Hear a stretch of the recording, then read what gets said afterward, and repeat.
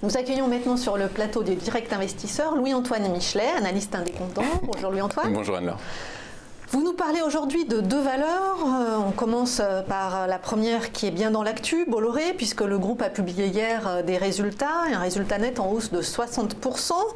Donc on va vous demander, vous allez nous présenter un petit peu votre analyse de ces résultats, mais en première lecture, on a envie de remercier Vivendi. Hein. Exactement, puisque en fait l'exercice 2017 et le début de l'exercice 2018 pour Vivendi sont placés sous le signe des opérations de fusion-acquisition, puisque donc début avril, en avril 2017, Vivendi a intégré globalement la société Vivendi dans ses comptes. Alors quand on parle d'intégration, Bolloré a intégré Vivendi dans ses comptes sur une période de 8 mois. Quand on parle d'intégration globale, en gros on prend tous les éléments de l'actif, tous les éléments du passif et on le met dans la société dans les comptes de Bolloré, et pareil pour les charges et les produits. Donc quand on analyse les comptes, il faut avoir une double lecture. On a une première lecture qui est, je dirais, la lecture consolidée du groupe consolidé. On passe, le chiffre d'affaires prend 82%, le résultat opérationnel prend également grandit beaucoup, le résultat net est bon et bien orienté, les flux de trésorerie sont très bons. Ceci étant, la deuxième lecture, il faut regarder les comptes sous l'angle de, je dirais, l'angle du pro forma, de la croissance organique. Donc c'est quand on garde finalement la structure même, comme Bolloré, le groupe Bolloré tel qu'il aurait été sans Vivendi, sans les 9 milliards et les 1,2 million de résultats nets de Vivendi. Donc quand on fait cette lecture-là, eh bien on se rend compte que les comptes malgré tout restent quand même bien orientés. Le chiffre d'affaires prend 6%, le résultat opérationnel reste peu ou prou identique à ce qu'il était en 2016 et pareil pour le résultat net. Donc on se rend compte, ce qu'il faut dire, c'est que cette opération est très relative pour Bolloré. C'est, je dirais, une opération qui a du sens et qui lui permet donc d'afficher des résultats financiers pour l'exercice 2017 de bonne facture. Ça, c'est juste préciser aux auditeurs que Vincent Bolloré est également le président de Vivendi. Alors justement, et c'est ça qui a un peu fait tiquer certains observateurs cette année-là, c'est que Bolloré a également revendu ses parts dans Havas à Vivendi. Vivendi qui est donc détenu à 20% par Bolloré. Donc, et ce qu'on a remarqué, c'est que peu de temps avant, Havas a publié ses comptes qui ne sont pas très bons, le marché les anticipait, et donc on commençait à avoir une pression un peu vendeuse sur le titre. Peu de temps avant, alors c'est un hasard du calendrier, ce que je pense, et donc il ne faut pas en tenir rigueur, mais il semblerait que le cours, les rumeurs de rachat ont porté le cours un peu d'Havas, ont permis que ça puisse équilibrer un peu les comptes. Donc tout ça, et puis surtout le dernier épisode en date, c'est la sortie de Bolloré du capital d'Ubisoft. Alors c'est chacun son avis, mais pour moi c'est quand même un coup de maître. C'est-à-dire que malgré tout, donc il n'est monté qu'à hauteur de 27,27% du capital pour pas avoir lancé une OPA au-delà des 30% détenus. Et en essayant quand même de prendre le contrôle. En essayant de prendre le contrôle. Pendant 3 ans, ça a dû être une guerre assez difficile pour les dirigeants d'Ubisoft, mais toujours est-il que 3 ans après, donc Bolloré se retire, fait une plus-value de 250%, puisque sur 3 ans, on estime qu'à peu près son investissement a été de l'ordre de 800 millions d'euros, très exactement on dit 794 millions d'euros, quand il a revendu ses actions à 1,2 milliard. Donc on voit que la plus-value est extraordinaire. C'est quoi qu'on arrive, qu'on aime ou qu'on n'aime pas M. Bolloré, c'est un coup. Oui, de toute façon, avant d'être un dirigeant industriel, c'est un financier. C'est un très bon financier. C'est un très bon financier. Donc, alors après, maintenant, la question de savoir, c'est techniquement comment est-ce que le cours peut se comporter. Ce qu'on remarque, c'est que sur du moyen long terme, le cours est entraîné par un canal ascendant qu'on voit sur le graphique qui est en vert. Et depuis donc début 2018 et le début des tergiversations sur oui ou non l'impact de la guerre commerciale lancée par Trump à l'égard de la Chine notamment, eh bien on voit que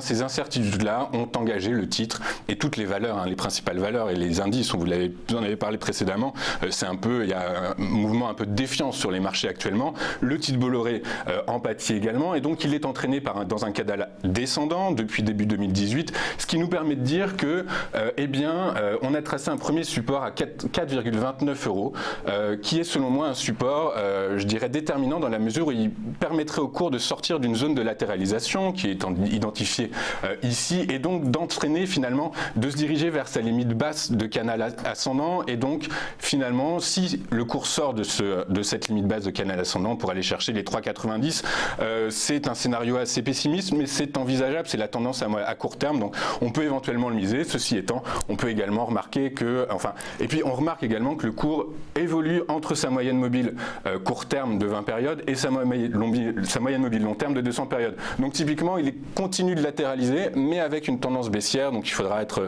particulièrement attentif sur ce cours à court terme. Mais les perspectives de la société Bolloré, hormis tout ce qui est plus-value ou... D'accord, opérationnellement... Reste très positif. Très bien orienté. Opérationnellement, c'est très bien orienté, puisque dans le détail, en croissance organique, quand on regarde chacun des secteurs travaillés par Bolloré, ils sont tous en croissance et les perspectives sont intéressantes. Le cours du baril, alors à un moment, moi j'expliquais qu'il pouvait retourner vers 58, bon, j'ai un peu trompé. Donc toujours est-il que les cours du baril sont en hausse, ça pourrait bénéficier à une des activités de Bolloré. Donc grosso modo, l'activité opérationnelle est bien orientée. Voilà, les fondamentaux sont solides. Qui permettrait au titre d'aller chercher éventuellement une limite haute de cette zone de repli à 4,80 € l'action.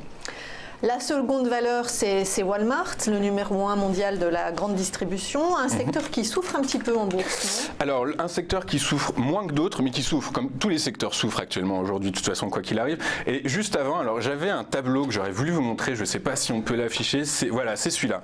Alors, pourquoi? Parce qu'aujourd'hui, donc vous le savez, Donald Trump a décidé de lancer une guerre commerciale à la guerre de la Chine, et a chargé son ministre d'établir une liste de 1300 produits qui pourraient être impactés par ces nouveaux tarifs douaniers. Goldman Sachs a décidé d'anticiper éventuellement les différents produits qui pourraient être impactés, qui ont le plus de chances d'être impactés par cette réforme, en quelque sorte. Et donc, voici cette liste.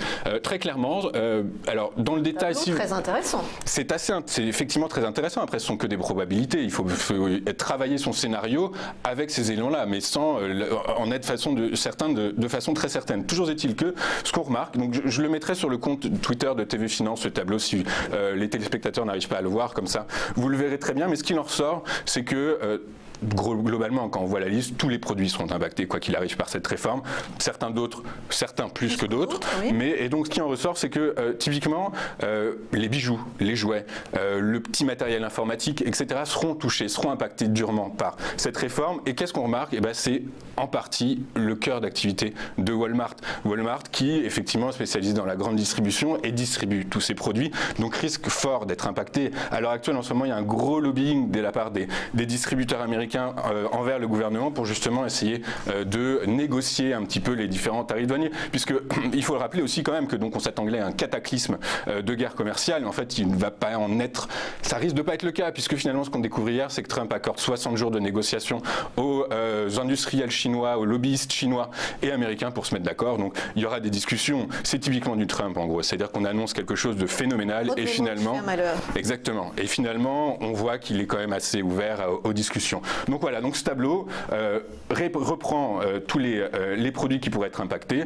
Par déduction, on remarque que Walmart pourrait l'être effectivement, et donc c'est pour ça que le titre Walmart pourrait être intéressant aujourd'hui.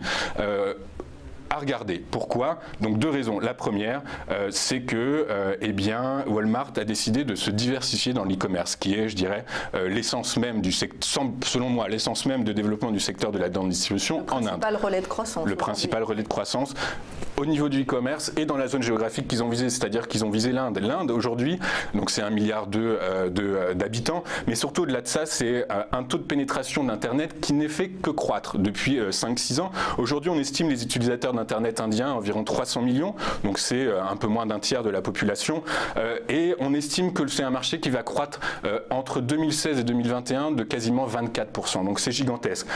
Donc s'intéresser au e-commerce, effectivement, ça a du sens. Le e-commerce aujourd'hui, dans le total des achats réalisés sur Internet, c'est seulement 6% des achats indiens. Donc il y a un levier extraordinaire. Pour ça, Walmart donc s'intéresse à Flipkart, qui est le leader indien du e-commerce, qui a proposé éventuellement de le racheter. Donc ce sont des bruits de couloir, hein, mais la valorisation serait de l'ordre de 7 milliards.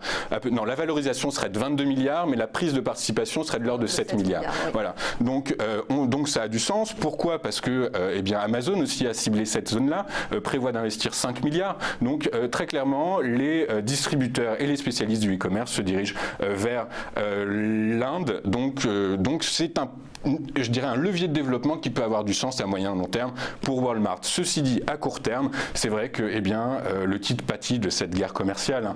Très clairement, un peu comme... 12% depuis le début de l'année. Perd 12%. Alors il y a eu l'impact de la réforme fiscale dans un premier temps. Maintenant, il va y avoir l'impact de la réforme douanière. Oui. Donc tout ça, effectivement, impacte et surtout crée des doutes chez les investisseurs. Ceci étant, donc on remarque sur le graphique, il y a une zone bleue qui est une zone de repli et qui est très importante à étudier sur Walmart. Pourquoi ? Parce que, en fait, ce que l'on remarque, c'est que cette limite basse de zone de repli à 86-73% est travaillée très régulièrement par le titre. Et on peut imaginer, alors je crois qu'hier, on était en dessous des 96 à la clôture, on était en dessous des 86-73 $. Donc, typiquement, il est possible que le cours, finalement, finisse par franchir. Vous voyez cette oblique haussière qui est une oblique de moyen terme qui se trace, si on dézoome, elle est tracée depuis 2016. Donc, c'est vraiment, on a une tendance haussière longue. Ceci étant, si le cours venait à travailler et à travailler vers le bas cette oblique haussière, on pourrait très facilement aller chercher, je pense, les 79,97 à court terme sur le titre. À contrario, si les investisseurs estiment que ce projet de développement en Inde est bon, eh bien, on pourrait aller chercher la limite haute de canal de cette zone de repli, donc à 90,45 $ l'action, et éventuellement, dans un deuxième temps, donc les 96,47 $ l'action. Donc prudence quand même, là c'est un vrai coup de poker. Je dirais, alors c'est quelque chose que je voulais rajouter. J'entendais votre interview tout à l'heure juste avant moi et vous demandiez à votre intervenant finalement quelle devait être la stratégie des investisseurs sur le marché des actions. Est-ce qu'il fallait couper, renforcer, etc. Une de mes approches, c'est donc travailler Walmart et comprendre un peu son projet de développement en Inde m'a fait comprendre qu'elle pourrait être, est-ce que ce serait intéressant d'investir dans les marchés émergents, dans les actions des pays des marchés émergents. Eh bien, beaucoup de gérants estiment que l'Inde peut être effectivement une zone à travailler pour plusieurs raisons. D'abord, pour le FMI, 2018 et 2019, ce seront les taux de croissance les plus importants. L'Inde, qui est aujourd'hui la 7e puissance mondiale par son PIB, devrait passer devant la France. En 2018, la France qui est 6e. Donc tout ça sont des indices de bonne tenue de la croissance économique indienne, qui est tirée de surcroît par une forte consommation intérieure, soutenue par des réformes structurelles très importantes et surtout très intelligentes. Donc, et pour finir, in fine, les prévisions des analyses pour les bénéfices des entreprises en 2018, la croissance est estimée à 21% de croissance des bénéfices, quand en Europe, on l'estime entre 6 et 8%. Donc très clairement, est-ce qu'il faut couper en Europe? Il faut être très attentif, effectivement. Beaucoup de lignes de support sur beaucoup d'indices ont été transpercées vers le bas. Est-ce que ça laisse augurer d'une tendance baissière de long terme?